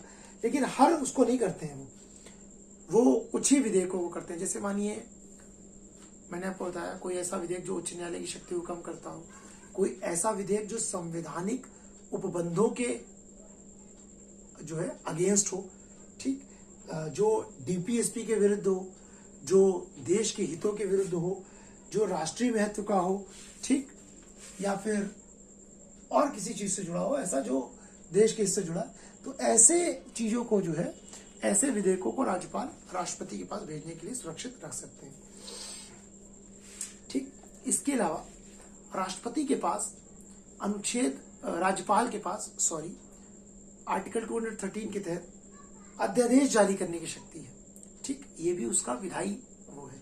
अध्यादेश क्या होता है, मैंने बताया था, ऑर्डिनेंस जिसको आप सरल भाषा में कहते हैं, है ना। राष्ट्रपति के पास भी अनुच्छेद 123 के तहत, उसी प्रकार राज्यपाल के पास भी है 213 के तहत। इसमें क्या होता है, जब विधानमंडल का सत्र ना चल रहा हो, ठीक, अगर किसी राज्य में विधान परिषद, जैसे उत्तर प्रदेश में विधान परिषद और विधानसभा दोनों है, तो दोनों की बात हो रही है, ठीक, और जहां पर विधान परिषद नहीं है तो वहां तो विधानसभा ही है।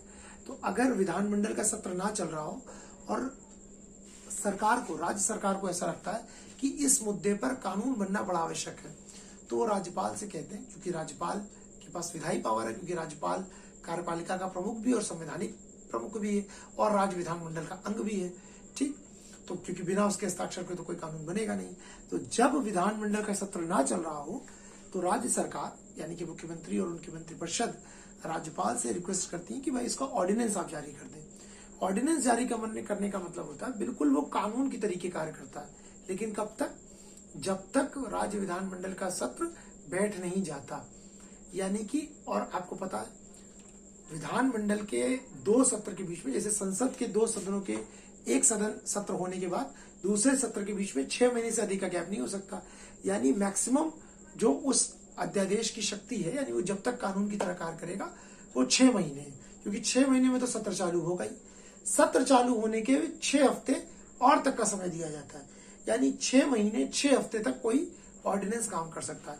वो भी कब, जब विधानमंडल का सत्र ना चल रहा हो तो ही राज्यपाल किसी अध्यादेश को जारी करके किसी विधेयक को कानून के रूप में करवा सकते हैं। लेकिन जैसे ही सत्र चलना चालू होगा तो विधानमंडल में सरकार को उस विधेयक को पारित कराना होगा, उस अध्यादेश को।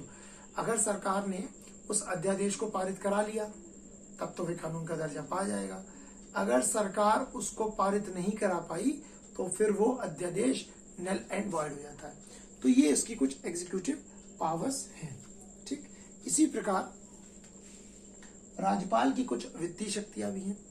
वित्तीय शक्तियां क्या है भाई, वह ये सुनिश्चित करता है कि जिस प्रकार केंद्र सरकार का बजट होता है, हम लोग जानते हैं ना आर्टिकल 112 के तहत एनुअल फाइनेंशियल रिपोर्ट जिसको बोलते हैं, उसी प्रकार हर राज्य का भी अपना बजट होता है जो कि राज्य विधानमंडल पारित करता है। तो वो राज्यपाल की अनुमति से ही राज्य विधानमंडल के सामने रखा जाता है। तो ये राज्यपाल की जो है फाइनेंशियल पावर है कि राज्यपाल जो है अपनी इच्छा यानी अपनी जो है जब वह सहमति देगा तभी राज्य का जो बजट है वो राज्य विधानमंडल के सामने रखा जाएगा। ठीक, धन विधेयक भी मैंने आपको बताया कि राज्य विधानसभा में, क्योंकि जैसे मनी बिल को पावर है कि वो सिर्फ लोकसभा में इंट्रोड्यूस किया जाता है, उसी प्रकार धन विधेयक भी सिर्फ राज्य विधानसभा में ही इंट्रोड्यूस किया जाता है। अगर जैसे उत्तर प्रदेश में राज्य विधान परिषद है तो धन विधेयक राज्य विधानसभा में नहीं, विधान परिषद में नहीं आएगा, सिर्फ राज्य विधानसभा में इंट्रोड्यूस किया जाएगा।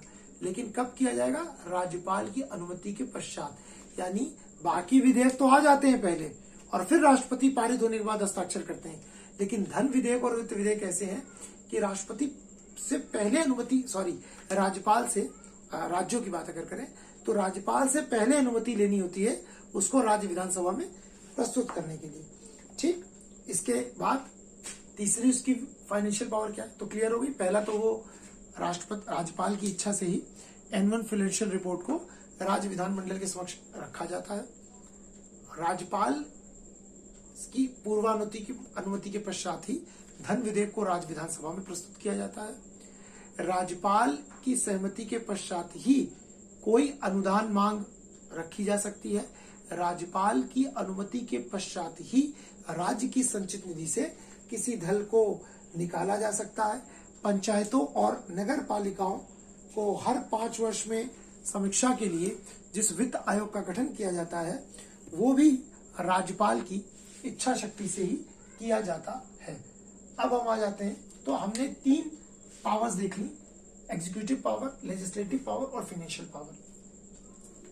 चौथी पावर आते हैं जुडिशियल पावर। तो क्या राज्यपाल के पास कौन कौन सी न्यायिक शक्ति है?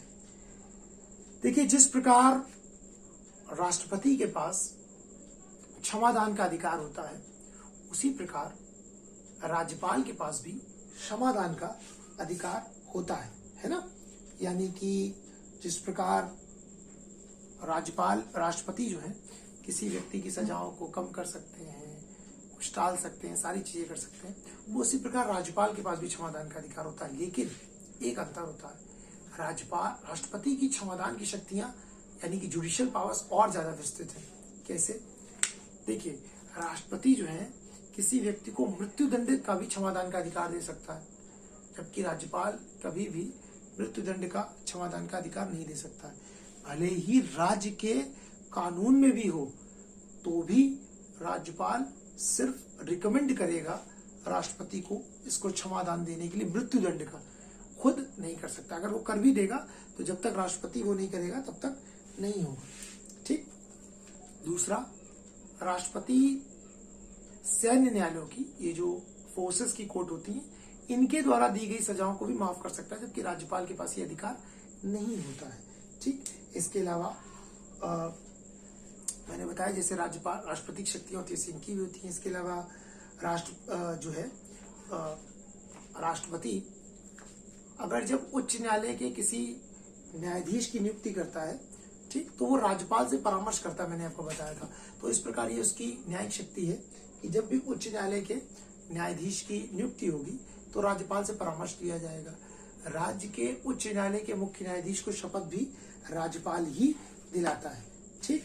इसके अलावा उच्च न्यायालय के जिन भी न्यायाधीशों की नियुक्ति होती है, उनका ट्रांसफर होता है, उनका प्रमोशन होता है, तो बिना राज्यपाल की अनुमति या उनके परामर्श के बिना ये नहीं किया जा सकता। ठीक। इसके अलावा राज्य न्यायिक आयोग से जुड़े लोगों की नियुक्ति भी जो है वो राज्यपाल करता है। ठीक।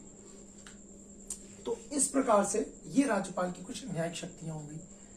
विवेकीय शक्तियां क्या है? डिस्क्रिशनरी पावर्स, बिल्कुल राष्ट्रपति की तरह राष्ट्रपति के पास भी विवेकीय शक्तियां हैं। जब संसद में किसी भी दल को स्पष्ट बहुमत ना मिला हो तो राष्ट्रपति किसी भी दल के नेता को, ऐसे व्यक्ति को प्रधानमंत्री नियुक्त कर सकते हैं जो राष्ट्रपति की नजर में ऐसा हो जिसके पास बहुमत हो या फिर वह बहुमत सिद्ध कर सकता हो।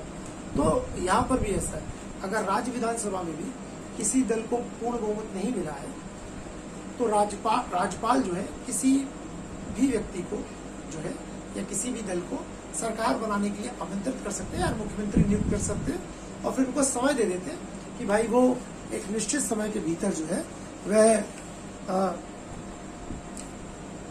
जो है अपना बहुमत सदन में सिद्ध कर दे। ठीक। उसी प्रकार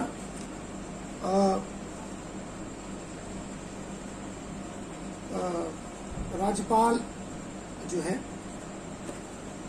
हाँ, यही है डिस्क्रिशनरी पावर्स की, जब इन परिस्थितियों में जब किसी भी पार्टी को स्पष्ट बहुमत ना मिले तो वो ये कर सकते हैं। ठीक। अगर आप उत्तर प्रदेश की बात करें तो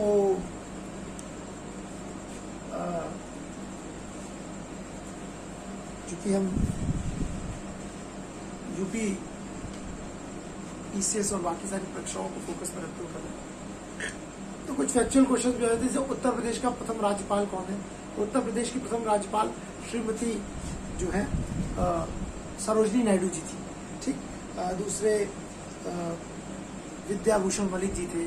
इस समय जो वर्तमान जो राज्यपाल है वो 26वीं राज्यपाल है उत्तर प्रदेश की, श्रीमती आनंदीबेन पटेल जी। इससे पहले श्री राम नाईक जी थे। ठीक, श्री आनंदीबेन पटेल जो है उत्तर प्रदेश की दूसरी महिला राज्यपाल रही है। पहली सरोजनी नायडू जी थी, और सरोजनी नायडू जी न सिर्फ उत्तर प्रदेश की पहली राज्यपाल थी, बल्कि देश की पहली महिला राज्यपाल भी थी। इससे पहले देश में किसी भी राज्य में कोई महिला राज्यपाल नहीं हुई थी। तो कुछ फैक्चुअल हो गया। अब हम आते हैं राज्यपाल की भूमिका के संदर्भ में, जो बड़ा इम्पोर्टेंट है ना। मैंने आपसे बताया था कि राज्यपाल के पद को, क्यों राज्यपाल का पद जो है विवादों में अक्सर रहता है ना, या क्यों उसको लेकर बड़ी चर्चा या परिचर्चा रहती है। अब दरअसल मैंने आपके राज्यपाल को पूरी तरह से समझा दिया कि राज्यपाल का पद कैसे नियुक्त होता है, क्या उसकी पावर्स है, क्या उसका सारी चीजें हैं, क्या उसका कार्य है, वो राज्य के संवैधानिक प्रमुख के रूप में भी है, वो सारी चीजें है ना। वो जब राज्य में संवैधानिक स्थितियों का पालन नहीं हो रहा होता है तो वो राष्ट्रपति को यानी कि गृह मंत्री को हर 15 दिन में रिपोर्ट भेजता है। वो ये अगर बता देगा, वो कहेगा कि भाई अगर राज्य, कोई भी राज्य सरकार संवैधानिक दायित्वों का पालन करने में अक्षम है तो उस राज्य में अनुच्छेद 356, जिसको आप सरल भाषा में राष्ट्रपति शासन कहते हैं, उसके तहत राज्य में राष्ट्रपति शासन भी लग सकता है। ठीक, और राष्ट्रपति शासन लगने के बाद मंत्रिपरिषद, राज्य यानी कि राज्य सरकार की मुख्यमंत्री और उनकी मंत्रिपरिषद की समस्त शक्तियां किसमें निहित हो जाती हैं? राज्यपाल में निहित हो जाती हैं। आप अच्छा, तो एक प्रकार से मुख्यमंत्री की सारी पावर्स किसमें आ जाती है? राज्यपाल में। यानी कि जैसे ही राष्ट्रपति शासन लगा, मुख्यमंत्री और उनकी मंत्रिपरिषद भंग हो गई। ठीक, सारी पावर्स आ गई राज्यपाल के हाथ में। अब राज्यपाल जो है राष्ट्रपति के बिहाफ पर, बोला तो गया राष्ट्रपति शासन, लेकिन एक्चुअल में शासन करते हैं राज्यपाल, और राज्यपाल के माध्यम से इनडायरेक्टली शासन होता है केंद्र सरकार का, क्योंकि केंद्र सरकार ही जिस व्यक्ति को नॉमिनेट करती है, राष्ट्रपति उसको अपॉइंट करते हैं। तो राज्यपाल के पास इतनी शक्ति है कि अगर वह राष्ट्रपति को बताए कि भाई इस राज्य में संवैधानिक तंत्र फेल हो चुका है, ये राज्य फेल हो चुकी है इस सरकार को चलाने में, तो राष्ट्रपति जो है तत्काल प्रभाव से उस राज्य में राष्ट्रपति शासन लगा देंगे, और राष्ट्रपति शासन लगाते ही मुख्यमंत्री और उनकी मंत्रिपरिषद की सारी शक्तियां राज्यपाल में कन्वर्ट हो जाती हैं। फिर राज्यपाल पूरे राज्य का शासन करेगा और मॉनिटरिंग करेगा, और राज्यपाल के माध्यम से इनडायरेक्टली कंट्रोल आ जाता है सेंट्रल गवर्नमेंट के हाथ में। अब जो केंद्र सरकार कहती जाती है, राज्यपाल वो करता है। इसीलिए राज्यपाल की भूमिका बड़े विवादों में रहती है। क्यों? इसी आर्टिकल 356 को लेकर, क्योंकि अक्सर राज्यपालों ने अपनी इस पावर का, जो उसकी कार्यकारी विधायी पावर है 356 का, इसका दुरुपयोग करते हुए कई राज्य सरकारों को बर्खास्त किया। अब राज्यपाल की भूमिका प्रारंभ में कैसी थी, क्यों विवादों में आई, क्या हुआ, उसको थोड़ा देखते हैं। देखिए, भारत में अगर आप राज्यपाल की भूमिका को देखना चाहते हैं तो हम इसको 3 चरणों में डिवाइड कर लेते हैं। जब आप 3 चरणों में डिवाइड करेंगे तब हम लोग राज्यपाल की भूमिका को पूरा समझ सकते हैं। अभी तो आपने राज्यपाल को सिर्फ समझा है कि राज्यपाल क्या क्या करते हैं, क्या ये है, क्यों राज्यपाल का पद एक समान सा पद आज भारत में, यानी केंद्र राज्य संबंधों के विषय में सबसे ज्यादा विवाद का विषय रहता है। तो राज्यपाल की अगर पूरी यात्रा को जर्नी को समझ जाओ तो 3 चरण में बांटते हैं। पहला चरण है 1947 से 1967, 1947 to 67, ये 20 साल प्रारंभ की। दूसरा है 67 to 1989, यानी तकरीबन 22 वर्ष। और तीसरा है 1989 से लेकर अब तक, 1989 से लेकर अब तक। देखिए, पहला जो चरण था ना 47 से 67, इसको लेकर तो कोई विवाद हुआ ही नहीं, कोई डिस्प्यूट ही नहीं हुआ। क्यों नहीं हुआ? देश आजाद हुआ, एक ही पार्टी की सरकार केंद्र में भी थी और राज्य में भी, कांग्रेस पार्टी। कांग्रेस पार्टी ही केंद्र में थी, कांग्रेस पार्टी ही राज्य में थी। राज्यपाल, अच्छा, केंद्र में सरकार कांग्रेस पार्टी की, राज्य में सरकार कांग्रेस पार्टी की, ठीक। यानी मुख्यमंत्री किस पार्टी का हुआ? कांग्रेस पार्टी का। प्रधानमंत्री किस पार्टी के हुए? कांग्रेस पार्टी के। राज्यपाल कौन होते हैं? केंद्र सरकार के प्रतिनिधि और राज्य सरकार के संवैधानिक प्रमुख। अगर वो राज्य सरकार के संवैधानिक प्रमुख है, राज्य के संवैधानिक प्रमुख है, ठीक, और राज्य की कार्यपालिका के प्रमुख है, तो कांग्रेस पार्टी की सरकार राज्य में भी है, तो एक तरह से कांग्रेस पार्टी की ही सरकार की कार्यपालिका के प्रमुख भी हुए और केंद्र सरकार के प्रतिनिधि भी होते हैं, तो एक प्रकार से कांग्रेस पार्टी के प्रतिनिधि हुए। तो केंद्र में भी उनकी सरकार, राज्य में भी उनकी सरकार, तो किस बात का क्लैश? कोई विवाद ही नहीं, जो करो सब सही, ठीक, कोई समस्या नहीं भाई। दोनों जगह अगर एक पार्टी की सरकार है तो कोई विवाद ही नहीं होगा, ठीक। जैसे वर्तमान में आ जाए, वर्तमान में केंद्र में भारतीय जनता पार्टी की सरकार है, एनडीए की। अब जिन जिन राज्यों में भारतीय जनता पार्टी की सरकार है वहां पर आपको राज्यपाल का कोई क्लैश दिखाई ही नहीं पड़ेगा, क्योंकि केंद्र में भी उनकी सरकार है और राज्यपाल केंद्र सरकार के प्रतिनिधि हैं, ठीक। और जब वो राज्य में आएंगे तो अमूमन क्लैश होता नहीं है। तो 47 से 67 का जो पीरियड है वो आप समझ लीजिए गोल्डन एरा था राज्यपाल का। राज्यपाल के पद की भूमिका का गोल्डन एरा था, कोई क्लैश नहीं, कोई टकराहट नहीं। राज्यपाल की भूमिका जो बदलनी चालू हुई वो चालू हुई इस सेकेंड वाले चरण से। इसमें राज्यपाल के पद का सबसे ज्यादा दुरुपयोग हुआ। अब हुआ क्या, क्यों, इस सर को याद रखिए। एक्चुअली 1969 में पहली बार, भाई 47 में देश आजाद हुआ, पहले चुनाव जो गठन हुआ लोकसभा का वो 17 अप्रैल 1952 को हुआ, ठीक। पहली बार जो लोकसभा का गठन हुआ 1952 का, मतलब केंद्र सरकार। तो 52 से लेकर 67 तक तो कांग्रेस पार्टी की सरकार चल रही थी, मैंने आपको बताया, ठीक, कोई समस्या थी नहीं। 67 में पहली बार भारत के पटल पर क्षेत्रीय दलों का प्रभाव बढ़ने लग गया। इसका प्रभाव बढ़ने लग गया क्षेत्रीय दलों का, रीजनल पार्टीज का। और पहली बार साउथ में कांग्रेस पार्टी की जगह वहां की क्षेत्रीय दल डीएमके की सरकार बनी। अब जैसे ही केंद्र में एक अलग सरकार और राज्य में एक अलग सरकार, अब जैसे ही राज्य में एक अलग सरकार आई, राज्यपाल के पद की भूमिका बदलने लगी। वो जो अभी तक गोल्डन एरा चल रहा था, अब यहाँ पर राज्यपाल के पद का दुरुपयोग होने लग गया। देखिए, राज्यपाल के पद को जो शक्तियां प्राप्त हैं कि भाई अगर राज्य में संवैधानिक तंत्र फेल हो, राज्य सरकार किसी प्रकार से संविधान का पालन करने में फेल हो, तो फिर राज्यपाल का ये काम है कि भाई सरकारों को बोले कि भाई आप संविधान का पालन करिए। अगर संविधान का पालन नहीं करेंगे तो जो 15 दिन पे मैं गृह मंत्रालय को रिपोर्ट भेजता हूँ वो मैं भेजूंगा आपके खिलाफ, ठीक, कि भाई आप सही से पालन नहीं कर रहे हैं।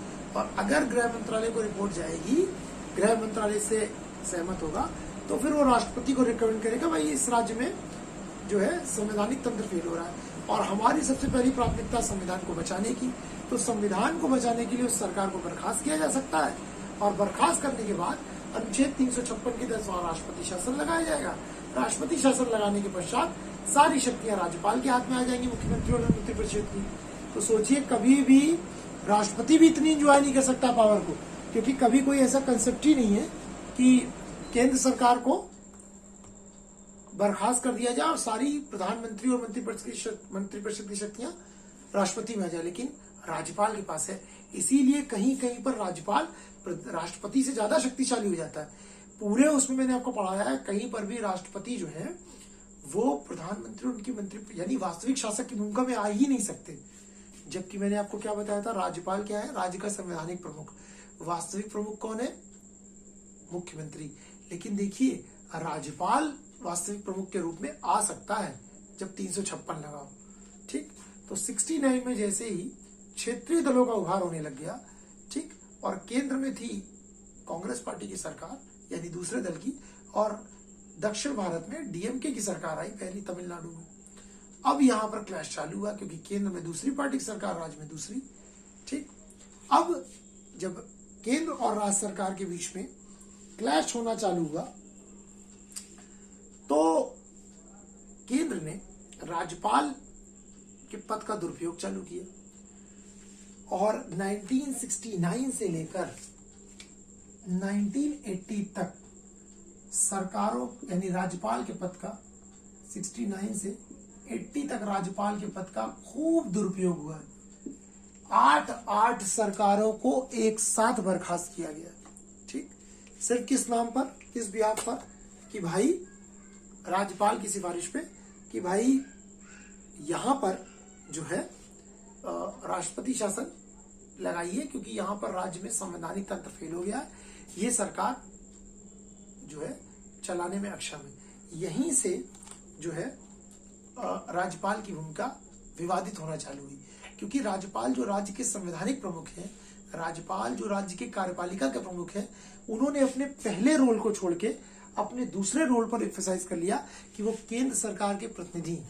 इसीलिए जब इस पद का दुरुपयोग होने लग गया तो अक्सर राज्य सरकारों ने राज्यपाल को, मैंने आपको क्या बताया था कि भले ही केंद्र सरकार किसी व्यक्ति का नाम नॉमिनेट करती हो, लेकिन सुप्रीम कोर्ट ने जिस केस में रघुकुल तिलक बनाम हरगोविंद पंत में बोला था कि राज्यपाल जो है भले ही वो अपॉइंट कर रही हो केंद्र सरकार, लेकिन न केंद्र सरकार उसको कंट्रोल कर सकती है, न केंद्र सरकार की वो अधीनस्थ होता है, वो एक ऑटोनोमस बॉडी है।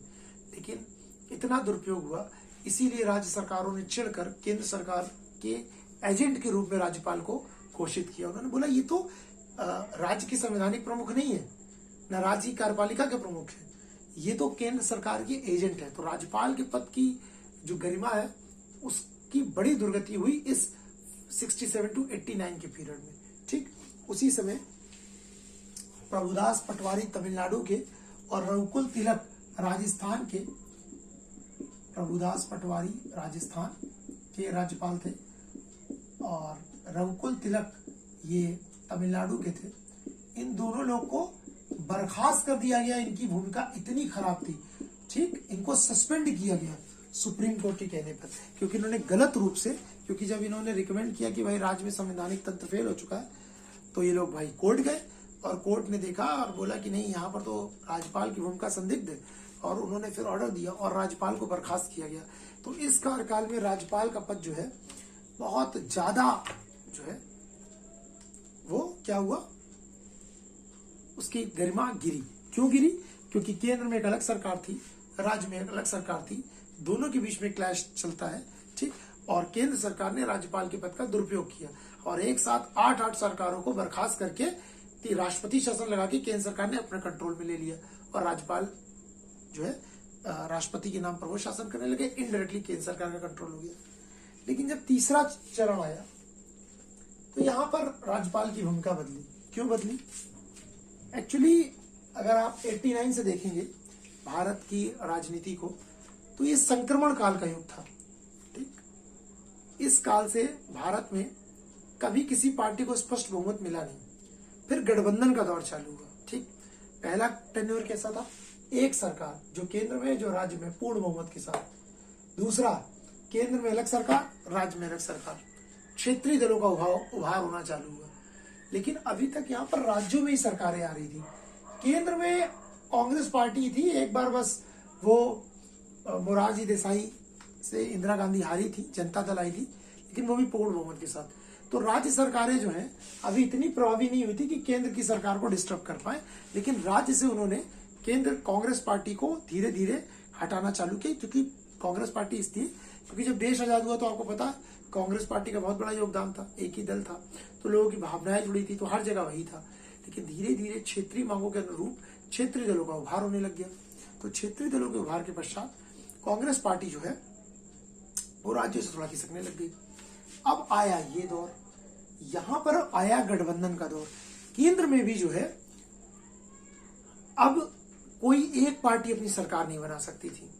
अब उनको उन्हीं क्षेत्रीय पार्टियों को जो राज्य सरकारों में अभी तक राज्य सरकार तक सीमित थी, उनका रोल अब वो लोकसभा की सीटें भी जीतने लग गई। तो अब केंद्र में जो एक कोई सिंगल लार्जेस्ट पार्टी बन नहीं रही थी, अब उनको इनकी भी जो है गठबंधन में इनकी सीटों की आवश्यकता पड़ी। तो जब आवश्यकता पड़ी तो उनके सपोर्ट के बिना सरकार नहीं बन सकती। तो यहां पर राज्यपालों का रोल बदला। अब वो दूसरे कार्यकाल की तरह ऐसे ही बर्खास्त नहीं कर सकते थे, लेकिन अब एक चीज और चालू हुई। अब मानिए दो अलायंस बन गए, एक क्षेत्रीय दल जो केंद्र सरकार में जिसकी सरकार है उसके समर्थन में, एक वो जो केंद्र में जिनकी सरकार नहीं है उनके समर्थन में। जैसे वर्तमान में देखिए एनडीए और यूपीए है ना, कुछ घटक दल एनडीए, जैसे बिहार में जनता दल यूनाइटेड की सरकार है जेडीयू की, ये किसके साथ है, ये एनडीए के घटक है। तो यहां पर आप कभी ज्यादा क्लैश नहीं देखेंगे, ठीक। लेकिन टीएमसी तृणमूल कांग्रेस ये यूपीए की समर्थक है। तो यहां पर आप अक्सर राज्यपाल और मुख्यमंत्री ममता बनर्जी के बीच में क्लैश देखते हैं, केंद्र और राज्य के बीच में क्लैश देखते हैं, ठीक। तो यहां पर थोड़ी सी भूमिका जो है संदिग्ध चालू हुई कि यहां पर क्या हुआ, जो पार्टियां केंद्र सरकार के साथ गठबंधन में हैं वहां तो कोई दिक्कत नहीं है, लेकिन जो दूसरे विपक्ष के साथ छोटे छोटे दलों की सरकारें हैं, राज्य सरकारें, अब राज्यपालों ने उनको अस्थिर करने का प्रयास किया। तो ये भूमिका भी बड़ी जो है मिली जुली थी, ठीक। इसकी तरह तो नहीं थी, लेकिन इससे स्थिति सुधरी, लेकिन कुछ ना कुछ क्लैश जो है आपको दिखाई पड़ने का लगता है। इसी विवाद को दूर करने के लिए 1983 से 88 के बीच में सरकारी आयोग का गठन किया गया। सरकारी आयोग जो है बेसिकली वो सेंट्रल स्टेट रिलेशंस के लिए गठित हुआ है। मैं आपको उस समय डिटेल में बताऊंगा जब सेंट्रल स्टेट बताऊंगा, लेकिन इसकी कुछ रिकमेंडेशंस जो है वो राज्यपाल से भी जुड़ी है। 247 रिकमेंडेशन इसने की थी, इन्होंने की थी, जिसमें 188 के आसपास जो है 174 को जो है वो लागू कर दिया गया। इनमें कुछ जो है वो राज्यपाल से जुड़ी थी। उन्होंने बोला कि भाई अगर आपको राज्यपाल के पद को उसकी गरिमा को बरकरार रखना है तो किसी साख वाले व्यक्ति को ही राज्यपाल नियुक्त कीजिए जिसकी क्रेडिट हो। किसी भी एक्टिव पॉलिटिशियन को, सक्रिय राजनीतिज्ञ को राज्यपाल मत बनाइए, क्योंकि अगर सक्रिय राजनीतिज्ञ आएगा तो उस राज्य की राजनीति में इंटरेस्ट लेगा, ठीक, वो कुछ ना कुछ करता रहेगा। तो किसी एक्टिव पॉलिटिशियन को मत बनाइए, किसी समाज सेवी, किसी ब्यूरोक्रेट, किसी सेना के, इनको बनाइए, लेकिन वो एक्टिव पॉलिटिशियन नहीं होना चाहिए, ठीक। उन्होंने बोला अगर राज्यपाल की नियुक्ति हो रही है तो मुख्यमंत्री से परामर्श करना बहुत आवश्यक है, क्योंकि भाई दोनों को मिलकर कार्य करना है, क्योंकि उस राज्य का संवैधानिक प्रमुख भी है, राज्य की कार्यपालिका का प्रमुख है। तो संवैधानिक प्रमुख और वास्तविक प्रमुख दोनों जब मिलेंगे तभी तो राज्य अच्छे से चलेगा। तो उन्होंने बोला कि मुख्यमंत्री से परामर्श लेना बहुत आवश्यक है। अनुच्छेद 356 का जो दुरुपयोग किया गया इस पीरियड में, उसके बाद भी उन्होंने बोला देखिए इस पर रोक लगनी चाहिए, और रोक ऐसे लगनी चाहिए, उन्होंने बोला ऐसे नहीं कि खत्म कर दो। उन्होंने बोला देखिए अगर राज्य सरकारें कुछ संविधान के अनुरूप कार्य ना भी कर रही हो थोड़ा बहुत, तो पहले उनको चेतावनी देनी चाहिए। ऐसे नहीं कि सीधा ही राष्ट्रपति शासन लगा दिया जाए, पहले उनको आर्टिकल 355 के तहत आप चेतावनी दीजिए कि देखिए आप अपने आप को सही करिए, चीजें जो गलत हो रही है सुधारिए, नहीं तो राष्ट्रपति शासन लगाया जा सकता है। राज्यपाल जो अपनी रिपोर्ट देता है राष्ट्र के, राज्य के प्रति कि यहाँ पर संवैधानिक तंत्र फेल है, उसको संसद में रखना चाहिए ताकि सबको पता तो चले। अभी तो रिपोर्ट पता ही नहीं चलती है, जो राज्यपाल केंद्र को देते हैं उस रिपोर्ट में कर दिया जाता है, उसको संसद में रखना चाहिए। बहुमत का निर्धारण विधानसभा में होना चाहिए, ना कि राजभवन में। अक्सर राज्यपाल उनके विवेक पर निर्भर करता है, तो वो बहुमत राजभवन में दिलवा लेते हैं। तो ये कुछ रिकमेंडेशंस सरकारी आयोग ने दी कि अगर इनमें काम करा जाएगा तो राज्यपाल की भूमिका निसंदेह जो है अपनी गरिमा को वापस पा सकती है। तो ये कुछ कदम सरकारी आयोग ने बताए थे कि राज्यपाल की भूमिका को सशक्त करने के लिए, और जो वो अपनी भूमिका में है उसका निर्वहन करे, यानी कि वो संवैधानिक प्रमुख के रूप में रहे, वो कार्यपालिका के प्रमुख के रहे, और केंद्र सरकार के अगर वो प्रतिनिधि के रूप में उसको नियुक्त किया जाता तो वो इस रूप में रहे, है ना, वो एक अभिभावक के रूप में रहे, वो एक शासक के रूप में ना आए, है ना। एक गार्जियन में और एक रूलर में अंतर होता है। तो सरकारी आयोग की रिकमेंडेशन यही, ठीक। तो ये आपका गवर्नर था। तो हमने राज्यपाल को बहुत विस्तृत रूप में समझा है। आशा करता हूं कि मुख्यमंत्री अभ्युदय पोर्टल के द्वारा मैं दुर्गेश शाही आपको जो है वह राज्यपाल के संबंधित सारी चीजों को समझाने में सक्षम रहा होगा, ठीक। चलिए बाकी हम नेक्स्ट क्लास पे नेक्स्ट टॉपिक के साथ मिलेंगे, तब तक के लिए thank you so much and जय हिंद टू एवरीवन। ठीक।